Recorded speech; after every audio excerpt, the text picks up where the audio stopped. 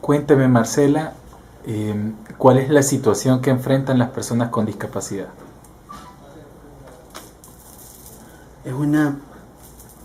Es una condición muy precaria porque en El Salvador, en nuestro país de El Salvador, el problema más grande que afronta la discapacidad es la pobreza, la desigualdad social y todas las limitantes a las que se ve establecida. Por ejemplo, incluso también la inseguridad es muy marcada. Estamos como personas con discapacidad siempre estamos cercanos a las actividades delictivas, por cuanto no nos podemos defender muchas veces, no tenemos un apoyo del Estado. ¿Por qué en este contexto, por qué es importante la Agenda Post-2015?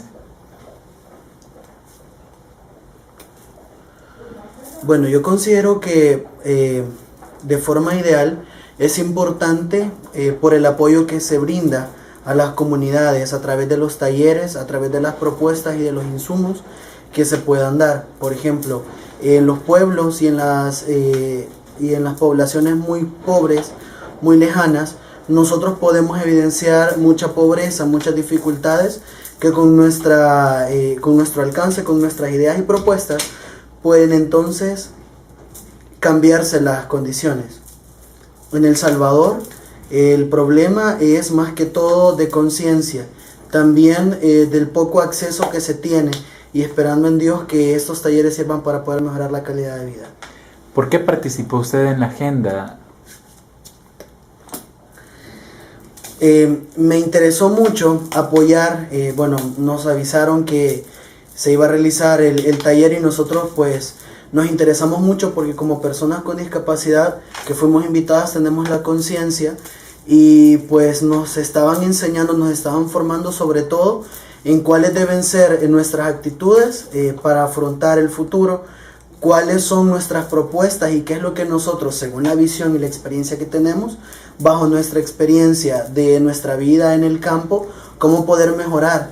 Nos enseñaron también que es posible mejorar a través de los insumos que nosotros podíamos presentar y del apoyo que nosotros podíamos brindar. Entonces, cuando se nos explica cuál iba a ser la metodología del taller, nosotros comprendimos que era básicamente hablar de nuestras necesidades, hablar específicamente de nuestras casas, cuáles son las condiciones que hay que mejorar y cuáles son las situaciones que se deben en este caso priorizar para poder mitigar todos los problemas y las situaciones en las que nos vemos envueltos por la situación de pobreza. ¿Cuáles fueron las propuestas que presentaron y específicamente la que presentó usted? Bueno, estábamos analizando cómo nosotros podíamos apoyar, platicábamos con mi mamá, más que todo considero que es una parte importante la educación, porque es bien difícil para una persona sorda, por ejemplo, si está integrado a un sistema de educación regular, hacer exámenes porque no es la misma evaluación para todos. Es decir, está siempre hecha para personas oyentes, no para personas con discapacidad.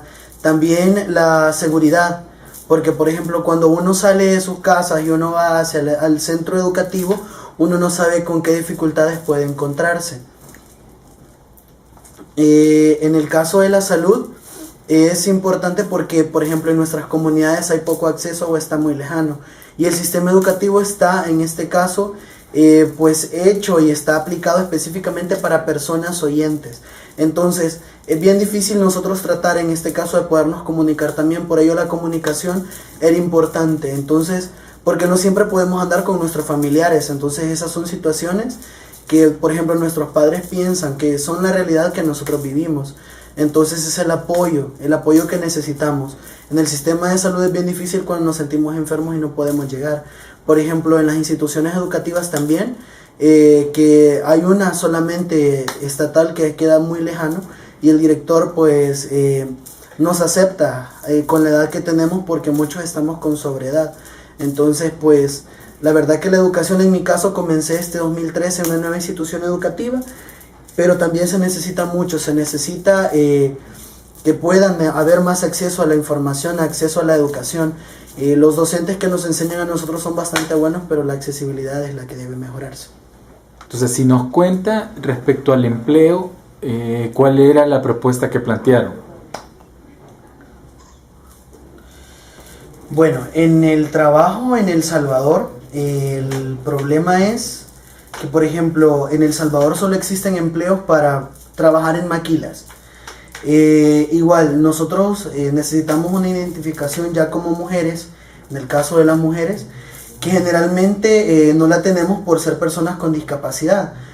Lo que pasa en El Salvador es que la mujer está relegada a trabajos en la casa, es decir, las obligaciones son de la casa. O si no, nos vemos obligadas a trabajar simplemente en maquilas, que no es un trabajo que no lo podamos hacer, entonces, pero empleo digno no hay, porque, por ejemplo, está solamente el empleo de trabajar en maquilas, y bueno, me pagan el mes y no me pagan lo mismo. Entonces, si nosotros tuviésemos un empleo digno, que tuviésemos un salario digno, también nosotros podríamos tener nuestros ahorros, ayudar a nuestras familias y poder salir adelante. Entonces, por ejemplo, está el caso de mi hermana, que tiene muchos problemas por no tener empleo. Entonces, la verdad es que nosotros trabajando podríamos nosotros también solventar nuestras propias necesidades y la de nuestros padres. Y bueno, la dificultad es simplemente de acceso al empleo, porque muchas veces se nos niega el empleo. Nosotros, en mi caso, yo tengo 17 años y estoy pensando a futuro qué voy a hacer, porque solamente tengo como opción trabajar como maquila. Como nos han dicho nuestros docentes y nosotros vemos la realidad en otros departamentos, de igual manera como en la realidad en la que yo vivo, el empleo tiene que ser específicamente en condiciones laborales idóneas para una persona con discapacidad, porque muchas veces ofrecen trabajos en bares, en instituciones, o por ejemplo piden que siempre tiene que andar una persona acompañándonos, trabajos que se salen de noche, y pues hay muchos factores que afectan en el desempeño del empleo. Por ejemplo, la inseguridad, la falta de acreditación que muchas veces tenemos por el inadecuado sistema educativo. Entonces nosotros no podemos encontrar un empleo digno, que se diga o que se escriba en las propuestas que se necesita un empleo idóneo para una persona con discapacidad, un empleo que no requiera específicamente una especialización, sino que sea un empleo digno.